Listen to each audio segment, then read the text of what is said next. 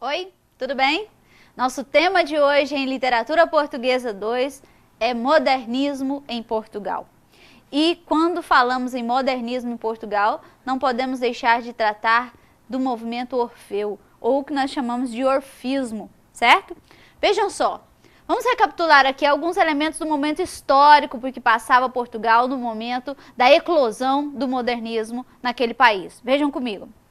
Em 1910, ocorria a Proclamação da República.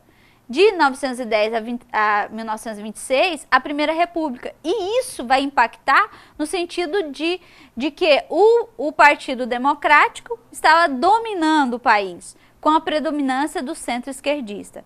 Também havia a participação de Portugal na Primeira Guerra Mundial, e com isso daria-se uma instabilidade político-social. Em 26 ocorre o tão chamado, tão divulgado golpe de Estado, e que se instala posteriormente a esse golpe o salazarismo, que vai, vejam comigo, de 1933 até 1974, que é um momento que Portugal está mergulhado na ditadura salazarista, certo? Isso acontecendo no país, vejam só. E na literatura, que é o reflexo do contexto histórico, social, cultural, nós já falamos sobre isso, já combinamos, não é? A literatura traz elementos do momento em que ela é produzida, não tem como fugir disso. E com isso nós temos no modernismo três gerações marcadas. A primeira delas, vejam comigo, se dá pela revista Orfeu. Em 1915 foi fundada essa revista e com ela inicia-se o primeiro momento.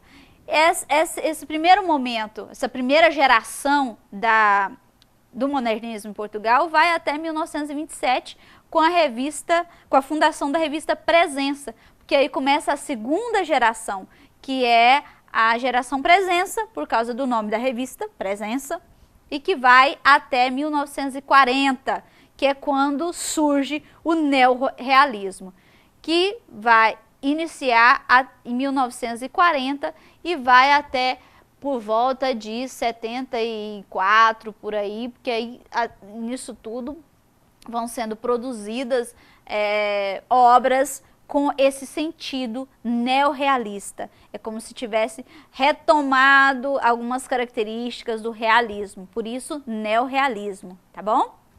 Bem, na primeira geração, nós temos como principais escritores Fernando Pessoa e Mário de Sá Carneiro. A principal característica desta primeira geração é um comportamento iconoclasta. Nós vamos encontrar na literatura uma frequente visita a outras artes. A segunda geração já é marcada pela presença de Branquinho da Fonseca, José Régio e João Gaspar Simões. Neste segundo grupo, a principal característica vai ser o elitismo e a arte pela arte. Este segundo grupo não está preocupado com engajamentos políticos. O grupo Presença, a geração Presença, está preocupado em fazer arte porque é arte. Daí o termo arte pela arte. Eles escrevem, eles produzem pela vontade de fazer arte. Isso aconteceu no parnasianismo. Se lembram disso? É um momento em que os autores, os escritores, os artistas não estão preocupados com o engajamento político. E que, vejam comigo, a terceira geração do neorrealismo, nós vamos ter o contrário do presencismo. A arte, a literatura vai ser engajada e vai ser marcada por Ferreira de Castro, Carlos de Oliveira, Fernando Namora, Alves Redol, José Cardoso Pires e Virgílio Ferreira. O que quer dizer essa arte engajada? É uma arte, é uma literatura, é a pintura, as artes plásticas em geral e a literatura também estão marcadas por um compromisso social. A busca deles é pela movimentação, pela transformação da realidade social. Por isso que nós chamamos arte engajada, tá bom? Então, 3 momentos. O primeiro deles, marcado pela geração Orfeu, pela revista Orfeu, com o início do modernismo em Portugal. O segundo momento do modernismo, que nós chamamos de geração Presença, marcada pela arte. E um terceiro momento do modernismo em Portugal, que é o momento do neorrealismo, que é marcado pela arte engajada. Não se esqueçam disso, tá bom? Vamos seguir? Bem, vamos nos ater um pouco ao orfismo, que é a geração Orfeu, que nós chamamos de orfismo. Há o domínio da metafísica e do mistério, ou seja, impregnados de uma religiosidade esotérica, do gosto pelas ciências ocultas, de um sebastianismo místico, os escritores da geração Orfeu tornaram-se herméticos, pouco acessíveis. A obra de Fernando Pessoa, uma das mais significativas já escritas em língua portuguesa, só foi publicada 10 anos após a sua morte, que se deu em 1935. O que é isso? Neste momento, a literatura feita durante a geração Orfeu, ela vai ser marcada por esses elementos da metafísica e do mistério. O Fernando Pessoa estudava ocultismo, fazia mapa astral, então eles estavam neste contexto. Então essa literatura vai ser esse reflexo. E mais, vejam só, eles tinham também o desejo de escandalizar o burguês, né? Havia o desajuste social e cultural, havia o cosmopolitismo, o elitismo, a incorporação das propostas das vanguardas e a idolatria do poético, do não prático, do não burguês. Retomando esses elementos, que são marcas do movimento Orfeu, certo?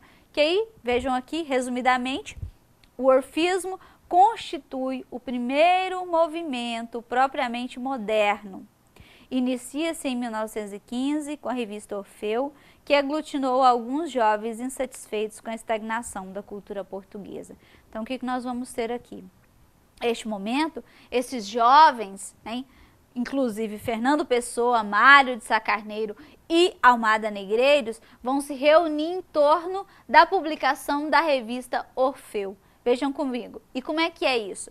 De ideias futuristas, entusiasmados com as novidades trazidas pelas mudanças culturais postas no curso do século XX, defendiam a integração de Portugal no cenário da modernidade europeia. Para tanto, pregavam o inconformismo e punham a atividade poética acima de tudo. Então, lembra das vanguardas europeias, o futurismo, o surrealismo, o dadaísmo? Essas vanguardas vão estar presentes neste primeiro momento do modernismo em Portugal, na geração Orfeu. E mais, Fernando Pessoa é a grande figura desta geração, seguido de perto por Mário de Sá Carneiro, Alfredo Pedro Guisado, Santa Rita Pintor, Armando Cortes Rodrigues e Almada Negreiros. Este último autor de um romance, Nome de Guerra, uma das raras obras em prosa numa geração primordialmente poética. O movimento modernista está marcado, né, e especialmente a geração Orfeu está marcada pela presença de obras poéticas, né? Almada Negreiros foi um dos quase pouquíssimos que produziram obras em prosa neste momento. E aí, vejam só, de Orfeu ainda sairia um segundo número em 1915, mas o terceiro, anunciado para o ano seguinte, não chegaria a vir a público. O que aconteceu? 2 números da revista Orfeu foram publicados. A primeira, né, que traz os elementos primeiros da geração, né, do modernismo, e uma segunda que vem reforçando os elementos. Uma terceira edição foi anunciada, mas não chegou a ser publicada. Esta revista era financiada por este moço aqui, ó, Mário de Sá Carneiro. Ele era o financiador da revista Orfeu. Só que ele suicidou-se, cometeu suicídio aos 26 anos de idade, em Paris, e aí não foi à frente o projeto. Mário de Sá Carneiro, a sua poética, a sua literatura é marcada pelo narcisismo, pelo egocentrismo, foi uma personalidade muito confusa, muito perturbada, né, própria de sua geração. Enquanto Fernando Pessoa multiplicou-se em muitos heterônimos, Mário de Sá Carneiro recolheu-se para dentro de si mesmo, certo? E produziu poesias e também em prosa, a mais importante, a Confissão de Lúcio.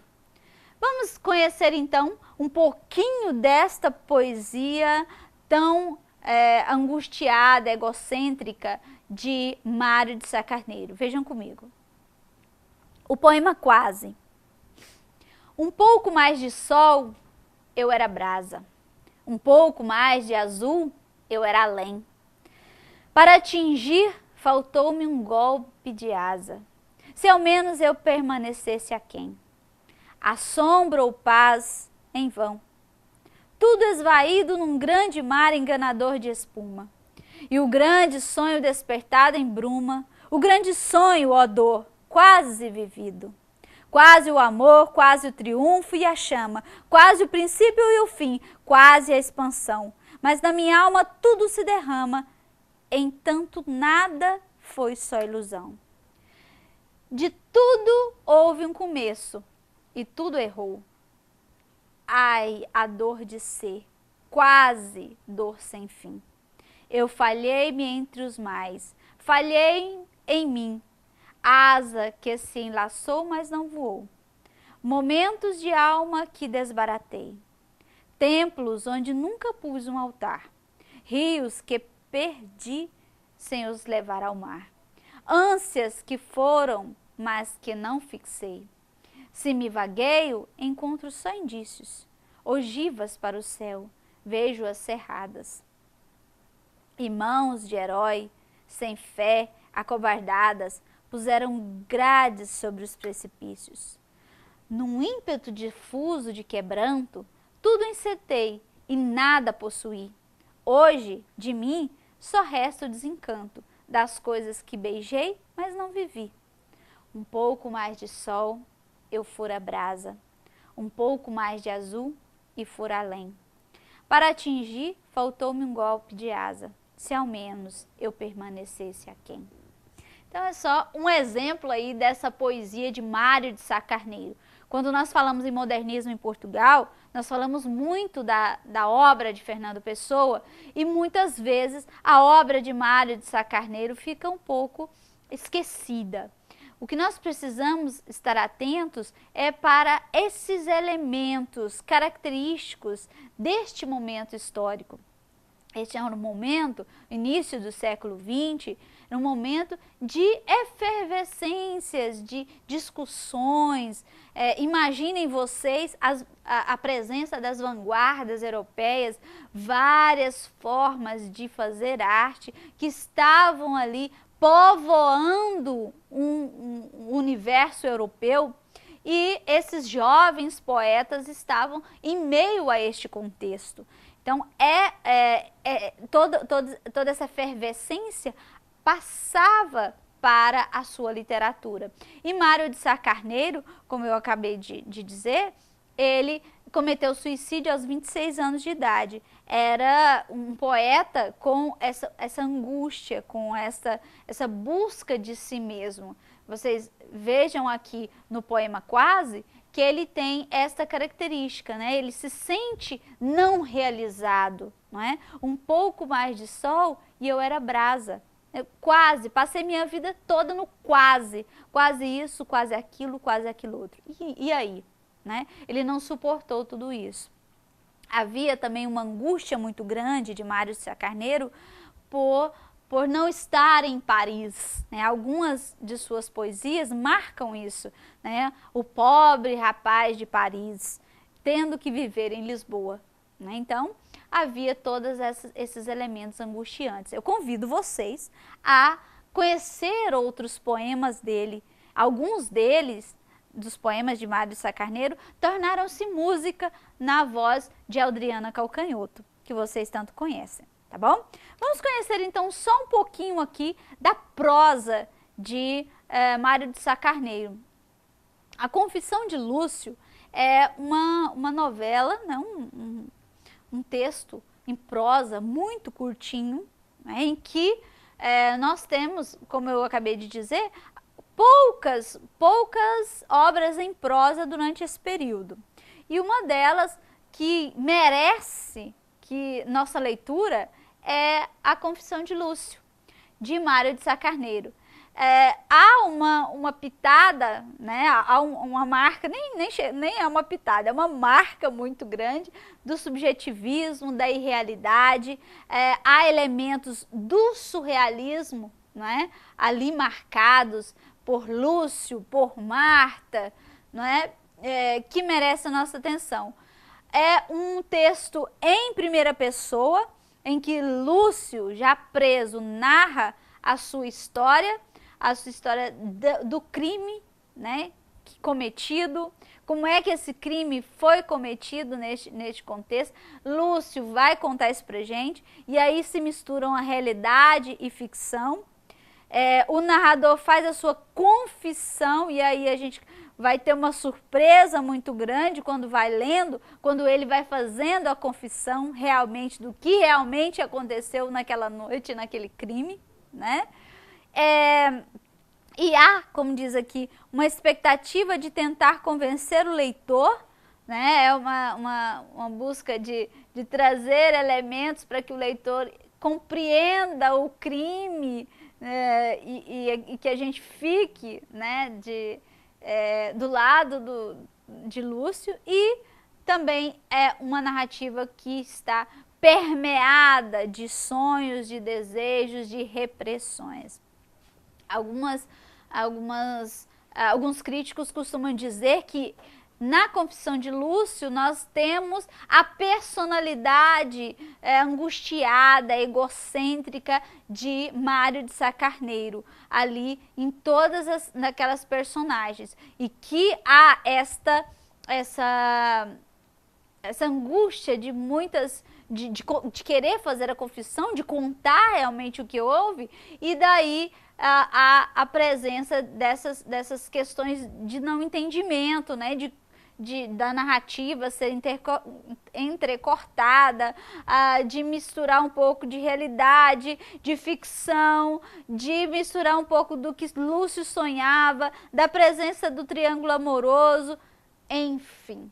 É um texto que merece a nossa leitura, tá certo? Bem, então o que nós vimos hoje? Nós vimos modernismo em Portugal, especialmente a geração Orfeu. O orfismo, que nós chamamos, é um momento dentro do modernismo em Portugal, que é marcado pela publicação da revista Orfeu, publicados 2 números da revista, e que ali traziam elementos dessa própria geração, marcada por Mário de Sá Carneiro, Fernando Pessoa e Almada Negreiros, tá? Esses 3 poetas estiveram presentes na geração Orfeu. Finalizamos aqui.